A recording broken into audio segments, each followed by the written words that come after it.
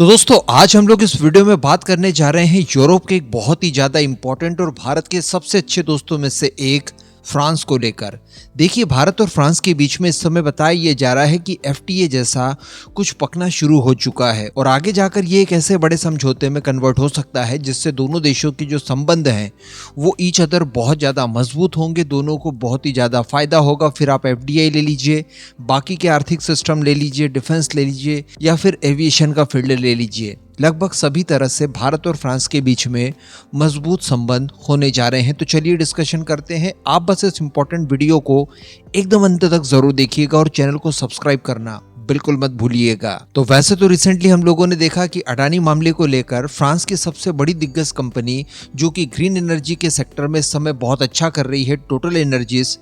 उसके द्वारा ये अनाउंस कर दिया गया है कि देखिए, हम लोग अडानी ग्रुप के साथ बहुत मजबूत लेवल पर टाइज तो रखते हैं, लेकिन इन फ्यूचर जब तक ये मामला पूरी तरह से शॉर्ट आउट नहीं हो जाता, नए किसी भी तरह के इन्वेस्टमेंट को लेकर आगे नहीं बढ़ा जाएगा। लेकिन इसी बीच भारत और फ्रांस के बीच में एफटीए जैसी चीजों को लेकर बातचीत होनी शुरू हो चुकी है। वैसे तो एफटीए को लेकर भारत और यूरोपियन यूनियन के बीच में पिछले 8-9 सालों से लगातार डिस्कशन हो रहा है। काफी लंबे समय तक डिस्कशन हुआ, फिर बंद हो गया। वर्ष 2022 में से दोबारा से शुरू किया गया, लेकिन जो बीच में कार्बन टैक्स इनकी तरफ से इम्पोज किया गया है, ये बीच में बाधा बना हुआ है और इसी वजह से यूरोपियन देशों के साथ भारत का एफटीए अभी तक अधर में लटका हुआ है। लेकिन इंडिविजुअली अगर भारत और फ्रांस की बात की जाए तो यहाँ पर इस संबंध में अवसरों को खोजने के लिए फ्रांस द्वारा अपने विदेश व्यापार मंत्री सोफी प्राइमस को भारत भेजा गया था। उन्होंने अपनी 3 दिनों की यहाँ पर विजिट कंप्लीट की और विजिट के आखिरी दिन उन्होंने बताया कि भारत और फ्रांस के बीच में ग्रीन एनर्जी को लेकर, नई टेक्नोलॉजी को लेकर, एविएशन को लेकर, साथ ही आर्थिक और ट्रेड व्यवस्थाओं को लेकर एक नए सिस्टम को तैयार करने के लिए बातचीत की जा रही है। आगे उन्होंने कहा कि भारत एक तेजी से उभरती हुई अर्थव्यवस्था है जिसमें फ्रांस के लिए निवेश करने को अपार संभावनाएं दिखाई देती है। इसके अलावा वो एविएशन के सेक्टर में भी भारत को एक मजबूत प्लेयर के तौर पर देखने लगे हैं। आप सभी को याद होगा कि पिछले कुछ सालों में भारत द्वारा लगभग 1000 यात्री विमान खरीदे गए, जिसमें यूरोपियन देशों के कंसोर्टियम एयरबस से भी खरीदे गए, जिसमें फ्रांस भी एक महत्वपूर्ण भागीदार है।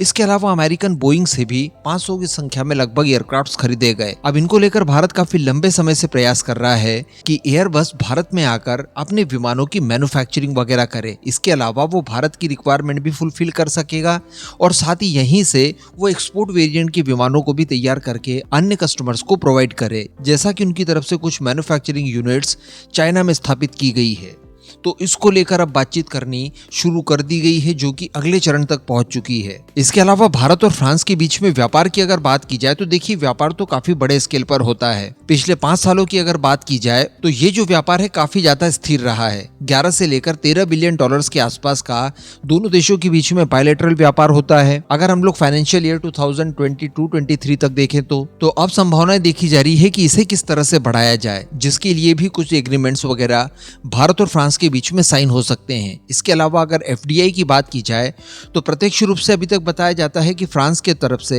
कुल 1000 कंपनियां भारत भेजी गई हैं, जो कि भारत के अंदर से ही ऑपरेट करती हैं। अप्रैल सन 2000 से लेकर सन 2023 तक के बीच में 10.84 बिलियन डॉलर्स का इन्होंने स्पष्ट निवेश भी भारत के अंदर किया है और इस तरह से भारत के अंदर निवेश करने वालों के देशों में से फ्रांस 11वें नंबर पर आता है। तो व्यापार हो, निवेश हो, सारी कुछ चीजें हो तो रही है, लेकिन इसे और आगे तक बढ़ाने के लिए एक नए तरह के एग्रीमेंट को लेकर भारत और फ्रांस के बीच में बातचीत चल रही है। और वैसे भी प्राइम मिनिस्टर मोदी और इमैनुअल मैक्रों के बीच में जो ट्रेड टॉक हुआ था, उसके बाद ही होराइजन 2047 नाम से एक साझेदारी शुरू की गई थी, जिसका उद्देश्य ही था कि दोनों देशों के बीच में बायलैटरल ट्रेड, इन्वेस्टमेंट और पारस्परिक संबंधों को और मजबूत किया जाए, जिसमें होगा ये कि ट्रेड हो, डिफेंस टेक्नोलॉजीज वगैरह हो, बाकी की टेक्नोलॉजीज वगैरह हो जिनका लेन देन किया जा सकता है, इन सभी को करने के लिए एक फास्ट ट्रैक सिस्टम को तैयार किया जाए ताकि दोनों देशों की कंपनियों को ईच अदर काम करने में कोई समस्याओं का सामना न करना पड़े। इसके अलावा इनकी तरफ से जो सबसे बड़ी बात रखी गई वो आईएमईसी कॉरिडोर को लेकर रखी गई।